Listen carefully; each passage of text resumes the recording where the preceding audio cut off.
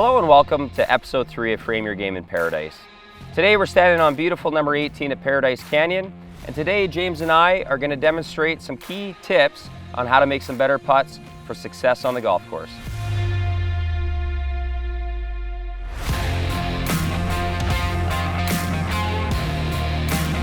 So today I want to show the viewers on what's the deal with putting. Like, give me some examples of what makes it hard for you to putt on the golf course. The biggest concern for me is when I come up with the green, I can't read the proper turn or lies per se, and speed.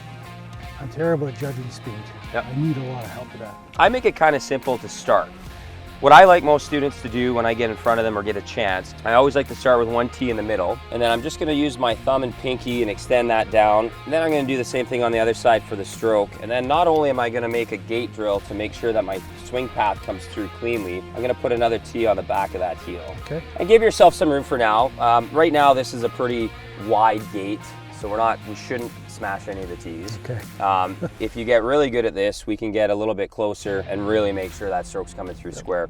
But for now, we're just gonna make this simple today. What we're gonna do, and you could jump in here real quick there, James. So we're gonna set a ball right in the middle. So the back tee is gonna represent your backswing. The forward tee represents your follow through.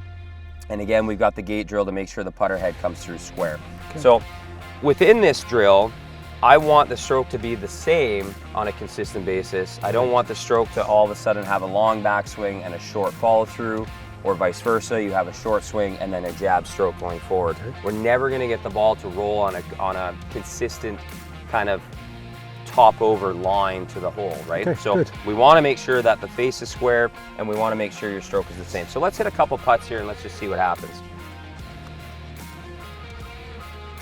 All right, so pretty good right there, right? So what did you feel within this drill? Like, what was your main focus? Now that you have the tees in the ground, I know how far I can bring the putter back and how far it should go through.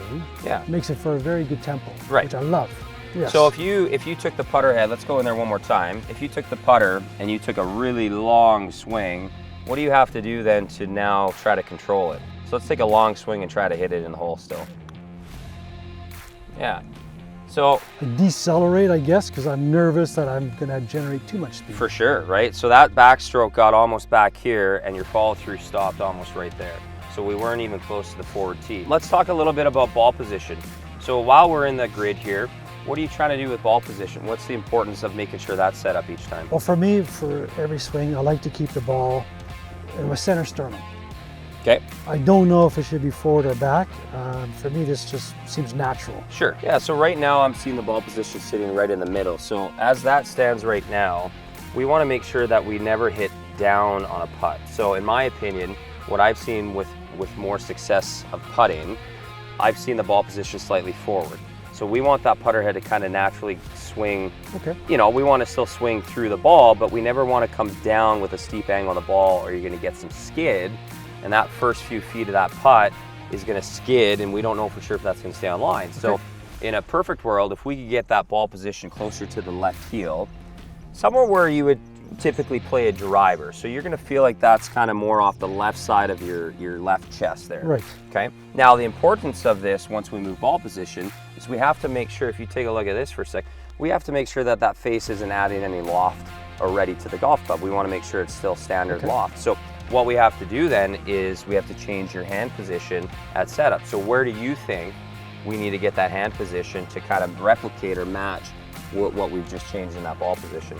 I think you want my hands forward. So hands forward, absolutely. People can pick and choose what feels comfortable at this point, but the shaft lean cannot be behind the ball. That shaft lean has to be slightly forward. So what we're doing with James right now is that shaft is slightly ahead of the ball, which is making sure that that standard loft on that putter remains the same. So now that the ball position's forward, we've adjusted the shaft position. The last key part, what people don't do, is what? And it can be anything.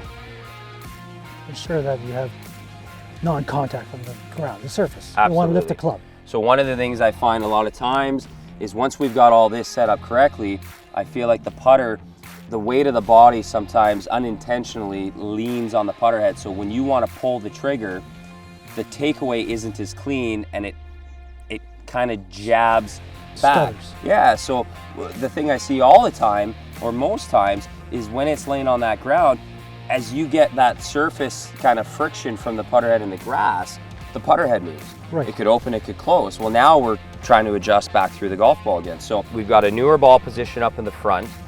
We've got the shaft lean to replicate that ball position.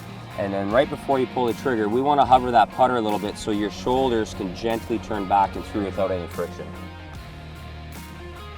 Beautiful, right? That's a pretty good roll. So now you're going to say, well, I just hit that short. Well, that's okay, because this is a drill and we're trying to get the ball to roll a lot more true and a lot more consistent. So we can work on tempo and speed now within this grid. Okay. So again, this grid is good from about 8 to 12 feet to get a really good feel of tempo. What I like about the grid is you don't need to change a lot of your backswing and follow through to hit different speeds. Question. Yes. I know if I'm only going back this far, how do I feel or know that it's going to generate the power? If we're going a triangle here for a second, right? We've got our two shoulders, our two hands make a triangle. If we're just rotating the triangle back and forth, we're not relying on hands trying to make the contact happen or the speed happen. It's the rhythm that your shoulders turn back and turn through. So within this grid, I could have 3 different types of speeds, right? So if we got 8 to 10 feet here, there's a specific speed of your shoulder rhythm. Let's say the pin is moved another 5 feet, so you got about 16 feet, but we're keeping the same grid. Your rhythm of your shoulders is going to increase. Okay, good. Okay, so the goal is to never have your swing length dictate how far you need to hit a putt, because what happens, we end up decelling if we think we've taken too big of a swing, right? And there's your inconsistencies, which moves into my next point on how to read the green. So we know now after hitting a few putts that this bends a little bit left. So if I'm looking at this putt right now, and we just got here brand new, how do you read a green? I'm just looking at where my ball is landed and where the cup is, Sure. the pin, excuse me. Yep. And if I have it uphill, and I try and read left or right, but I'm not very good at it. Yep.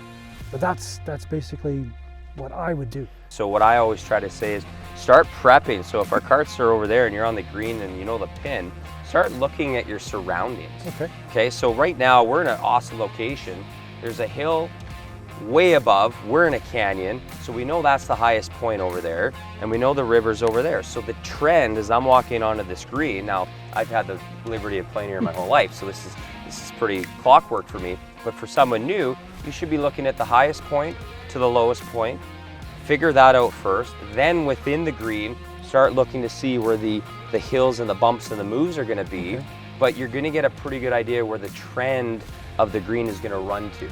That gives us our trend, so we know now if we're standing here closer to the river and the hills up there, we know this is uphill right away. Yes. Okay, so we know we got to give it a little bit more tempo, a little bit more gas, which helps us pick the correct line to hopefully make that. All right, so walk me through what you're doing. Okay, what I'm doing now is I'm trying to eye from the ball to the hole. Now that you've mentioned, I know it's uphill, and I'm trying to look for an entry point.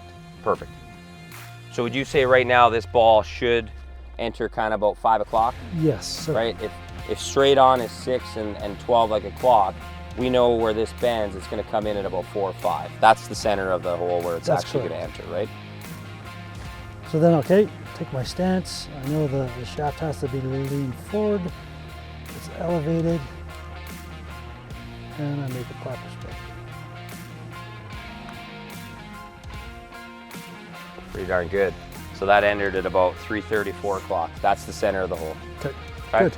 How's that, James? Do you think that's going to give you some better ideas and some help? I very much appreciate it. Awesome. Thank you very much. Appreciate it, James. Thank you, sir. Awesome. Better golfing, buddy. Well done, buddy. Thanks for watching episode 3 of Frame Your Game in Paradise. I hope James and I helped you out today. I hope you have some more success on the golf course and some better stories. We look forward to seeing you in the next one.